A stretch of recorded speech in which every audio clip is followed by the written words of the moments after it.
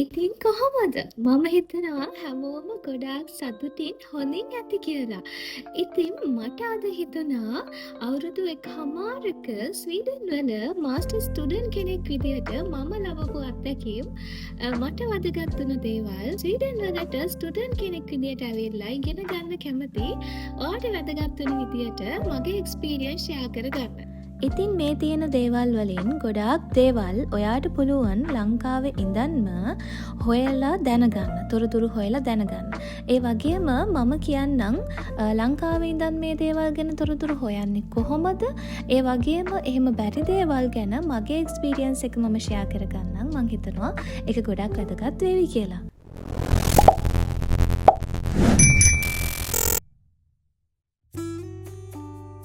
Campus එකට යන ගමන්ම අපි ඉතින් කැම්පස් එකේ විස්තර කතා කරමු. ඒ වගේම ඇතුලේ තියෙන දේවල්, ෆැසිලිටිස් මොනවාද? මේ වගේ ගොඩාක් දේවල් මට අද පුළුවන් ඔයාලට පෙන්නලම ඒ දේවල් ගැන කතා කරන්න.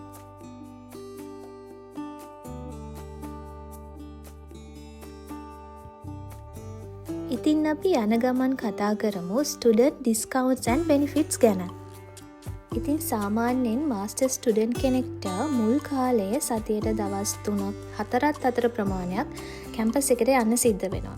ඉතින් මේ නිසා අපි සාමාන්‍යයෙන් මාසෙටම හරියන ට්‍රැවල් කාඩ් එකක් ගන්නවා. ඉතින් ස්ටුඩන්ට්ස්ලාට ට්‍රැවල් කාඩ්ස් වලටත් ලොකු ඩිස්කවුන්ට් එකක් ලැබෙනවා. සාමාන්‍ය කාඩ් එකක් ක්‍රෝන 1060ක් වගේ වෙනකොට ස්ටුඩන්ට් කාඩ් එකක් ක්‍රෝන 650කට වගේ අපිට ගන්න පුළුවන්. ඊට අමතරව රෙස්ටරන්ට්ස් වලට, සිනමා වලට, ඒ වගේම ජිම් එකට මේ වගේ ගොඩක් දේවල් වලට මේ ස්ටුඩන්ට් ඩිස්කවුන්ට්ස් අපිට යූස් කරන්න පුළුවන්. ඒ වගේම තමයි අපිට ඕන ඉන්ෂුරන්ස් එක දෙන්නේ යුනිවර්සිටි එකෙන්ම තමයි.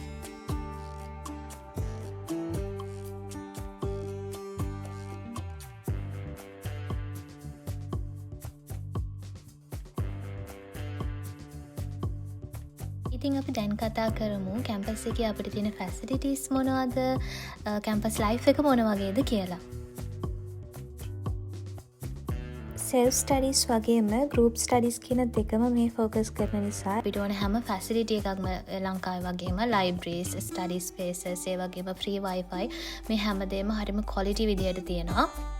ඒ වගේම මෙහෙත් ස්ටුඩන්ට් යූනියන්ස් තියෙනවා. ඒ වගේම මේ යූනියන්ස් වලින් අපිට එක ඉවෙන්ට්ස්, නෙට්වර්කින් ප්‍රෝග්‍රෑම්ස්, ඒ වගේම ඩිස්කවුන්ට්ස් වගේ දේවල් ඔෆර් කරනවා. හැබැයි ඉතින් අපි මේ දේවල් ලබා ගන්න නම් මෙයාලගේ මෙම්බර් කෙනෙක් වෙන්න ඕනේ. යූනියන්ස් වල මෙම්බර් කෙනෙක් වෙන්න ඕනේ.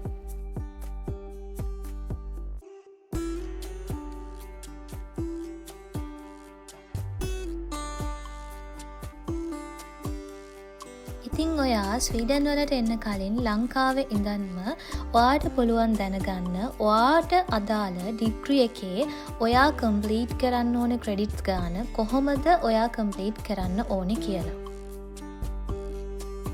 ඉතින් මම තනියම යුනිවර්සිටි ඇප්ලයි කරන විදිය ගැන කරපු වීඩියෝ එකේ මේ සයිට් එක නෙවිගේට් කරන විදිය ගොඩක් පැහැදිලිව කියලා තියෙනවා.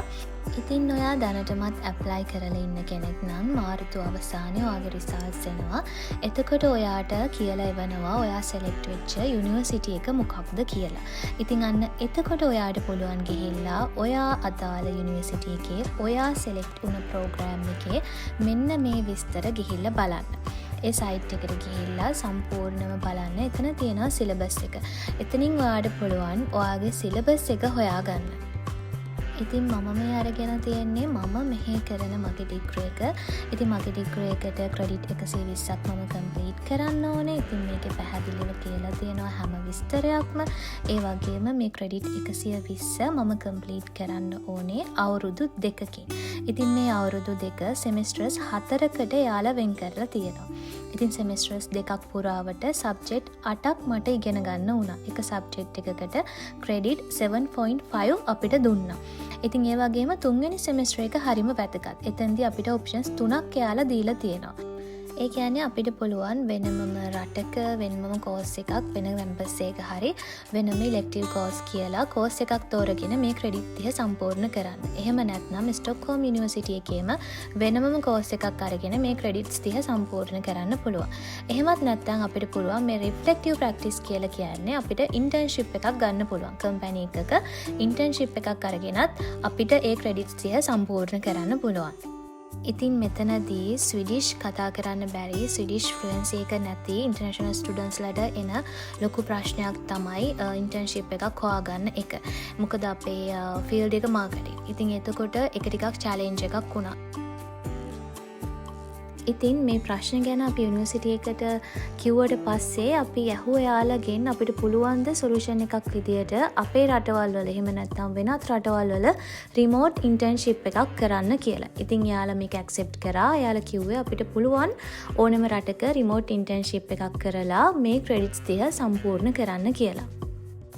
ඊළඟට අවසානයට තියෙන්නේ අපි තිසිස් එක ලියන්න ඕනේ. තිසිස් එකෙන් අපි ක්‍රෙඩිට් 30ක් ගන්න ඕනේ. ඉතින් එතකොට ඩිග්‍රී එක කම්ප්ලීට් කරන්න පුළුවන්. ඉතින් මේ හැම විස්තරයක්ම ඔයාලා ලංකාවේ ඉඳන්ම ඔයා අදාළ ප්‍රෝග්‍රෑම් එකට සෙලෙක්ට් වුණාට පස්සේ ගිහිල්ලා හොයලා දැනගෙනම එන්න පුළුවන්. ඉතින් ඊළඟට අපි කතා කරමු ටීචිං ස්ටයිල් එක සහ ඇකඩමික් සිස්ටම් එක ගැන. ඉතින් මෙහි ලෙක්චරර්ස්ලා ප්‍රොෆෙසර්ස්ලා හරිම සපෝට් එකක් දෙනවා. ඒ වගේම අපිට දන්නේ නැති දෙයක් වුණත් ලෙක්චර් එක යන අතරතුරේ වුණත් අපිට අත උස්සලා ඇහුවොත් එයාලා ඒක කියලා දෙනවා. ඒ වගේම අපිට යාට ඊමේල් කරලා ඕනම ප්‍රශ්නයක් ඇහුවත් එයාලා ඒවට රිප්ලයි කරනවා. ලෙක්චර් එක ඉවර වෙලා වුණත් අපිට අපි දන්නේ නැති දේවල් මොන හරි ප්‍රශ්නයක් තියෙනවා නම් ඇහුවත් එයාලා ඒවට සපෝට් කරනවා. ඒ වගේම විශේෂම දෙයක් තමයි මෙහි ගොඩක් ලෙක්චරර්ස්ලා ඇවිල්ලා ලෙක්චර් එක පටන් ගන්න කලින්ම අපිට කියන්නේ ෆස්ට් නේම් එක යාලගේ යූස් කරන්න, ටයිටල්ස් යූස් කරන්න එපා කියලා. ඒක යාලට අන්කම්ෆර්ටබල් කියලා. ඒ වගේම අපිට මෙහි තියෙන අනිත් ප්ලැට්ෆෝම් එක තමයි It's Learning කියලා කියන්නේ. ඉතින් මේක තමයි ඩිජිටල් ප්ලැට්ෆෝම් එක. හැම දෙයක්ම අප්ඩේට් වෙන්නේ මෙන්න මේ ප්ලැට්ෆෝම් එක ඇතුළේ. ඒ කියන්නේ අපේ ටයිම් ටේබල්ස් මොනවද, ඒ වගේම අපි අසයින්මන්ට් සබ්මිට් කරන්න ඕනෙත් මේ ප්ලැට්ෆෝම් එකටමයි. ඉතින් මේ මැසේජස් කියන ඔප්ෂන් එකෙන් අපිට පුළුවන් අපේ යාළුවෝ එක්ක ස්පෙෂලි ලෙක්චරර්ස්ලා එක්ක මැසේජ් කරන්න. ඒ වගේම ලෙක්චරර්ස්ලා ඒවට රිප්ලයි කරනවා. ඉතින් ඊළඟට පාර්ට් ටයිම් ජොබ්ස් කරන්න පුළුවන් ද ස්ටුඩන්ට් කෙනෙක්ට ස්වීඩන් වල. ඔව් ස්ටුඩන්ට් කෙනෙක් විදියට ස්වීඩන් වල පාර්ට් ටයිම් ජොබ් කරන්න පුළුවන්. ඒකට රෙස්ට්‍රික්ෂන්ස් නැහැ. හැබැයි ප්‍රයොරිටි දෙන්න ඕනේ අනිවාර්යෙන්ම ඉගෙන ගන්න එකට. ඒක තමයි රූල් එක. මොකද අපි ඊළඟ වීසා රිනිවල් එකේදී අනිවාර්යෙන්ම සබ්මිට් කරන්න ඕනේ අපි කම්ප්ලීට් කරපු ක්‍රෙඩිට්ස් ගාන. අපේ රිසල්ට් සබ්මිට් කරන්න ඕනේ. එතනදී අපි අදාළ කාලය තුල ප්‍රමාණවත් ක්‍රෙඩිට්ස් ප්‍රමාණයක් සබ්මිට් කරලා නැත්නම් ඒක අපිට ලොකු ප්‍රශ්නයක්. අනිත් දේ තමයි අපි ස්ටුඩන්ට්ස් ඇපාර්ට්මන්ට්ස් වල ඉන්න නිසා ඒ ඇපාර්ට්මන්ට්ස් වලට අපි අනිවාර්යයෙන්ම සෙම් එකක් අවසානයේදී අපේ ට්‍රාන්ස්ක්‍රිප්ට් එක, ඒ කියන්නේ අපි කම්ප්ලීට් කරපු ක්‍රෙඩිට් සම්බන්ධ අපේ ට්‍රාන්ස්ක්‍රිප්ට් එක සබ්මිට් කරන්න ඕනේ. ඉතින් යාලා අපිට දීලා තියෙනවා සෙමිස්ටර් එකක් ඇතුළත අපි කම්ප්ලීට් කරන්න ඕනේ ක්‍රෙඩිට්ස් ගාන කීයද කියලා. ඉතින් අන්නේ ක්‍රෙඩිට්ස් ගාන අපි සම්පූර්ණ නොකරොත් අන්න ඒක අපිට ප්‍රශ්නයක්. ඉතින් ස්වීඩන් වල ස්ටුඩන්ට් කෙනෙක් විදියට මෙන්න මේ විදියට ප්‍රයොරිටි ඉගෙන ගන්න දීලා පාර්ට් ටයිම් ජොබ්ස් කරාට කිසිම ප්‍රශ්නයක් නැහැ. ඉතින් ඊළඟට අපි බලමු එක්සෑම්ස්, අසයින්මන්ට්ස් සහ ග්‍රේඩින් සිස්ටම් එක ගැන.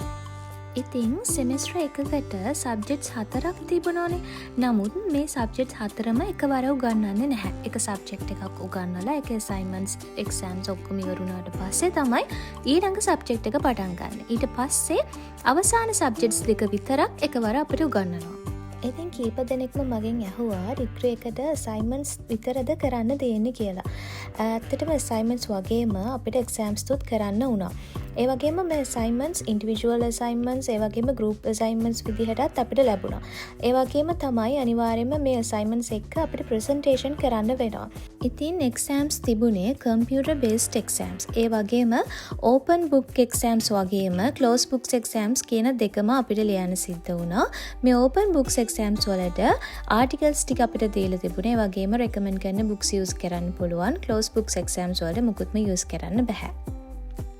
ඉතින් අපි ගෙදර යන ගමන් කතා කරමු මොන වගේ සපෝට් එකක්ද ඇකඩමික් සහ කැරියර් ගයිඩන්ස් වලට තියෙන්නේ කියලා. ඉතින් යුනිවර්සිටි එකෙන් අපිට ස්විඩිෂ් ඉගෙන ගන්න කැමති අයට වෙනම ස්විඩිෂ් ඉගෙන ගන්නත් පුළුවන් කිසිම ගෙවීමක් කරන්නේ නැතුව. ඒකට වෙනම ප්‍රෝග්‍රෑම්ස් තියෙනවා.